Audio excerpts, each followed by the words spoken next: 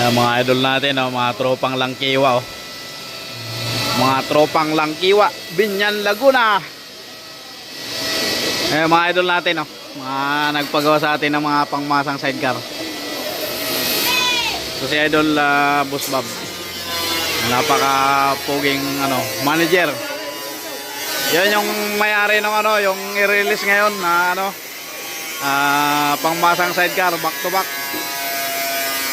Yan, mga kasama nila idol, oh. Kabagyuhan yung pick up nila mga idol, oh. Yan, kabagyuhan na kasagsagan ng ulan. Yan yung manager nila, oh. At siyempre ito yung ating gwapong maker, siyempre. Ayan, yun yung kukunin ngayon mga idol ay kay, anong pangalan mga idol? Celso. Celso, kay idol Celso. Yan. Ang masasabi mo ngayon idol sa unit mo? Mga magpapagawa dyan, dito na kayo pumunta. Nakita Yan. nyo naman ang gawa nila. Yan, quality. Okay. Yan, Team Langkiwa, no? Yan, pakita natin mga idol yung yung kanilang pick up.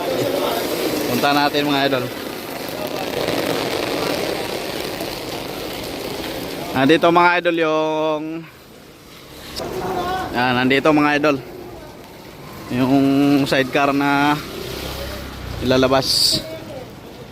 Ayan, ito yung sidecar na pinick up ng mga idol natin. Naka-ready na kagad si idol, may trapal na kagad, oh. Yan, kasang Rossi na macho. Yan. So ito yung kanyang tatak din sa harapan. Yan. Siyempre nagpapasalamat tayo kay idol Bob ng Binyan, Laguna. Mga tropang Langkiwa. So ito mga idol, halagang 30,000 pangmasa natin na sidecar back to back. Kasang Rossi Macho 125. Yan.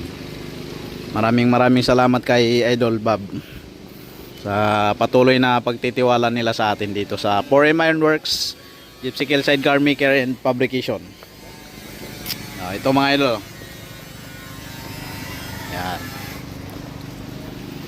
So kahit maulan mga lodi ay pinick up na nila to para magamit na sa paghanap buhay, pagpasada. Ayan. Maulanan mga idol. Pati pagbablog maulan. Ayan. Tapos mga idol, bali nagpagawa rin sila ng pintuan.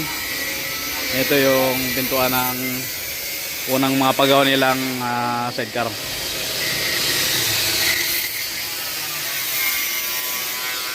Dito sila mga lodi. So meme ay makaka-uwi na yan sila.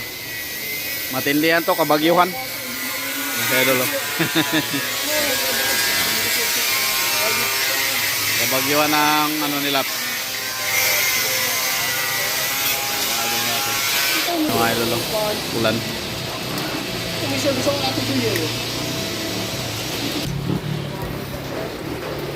So yan, mga idol, maraming salamat po. At God bless you po sa inyo lahat.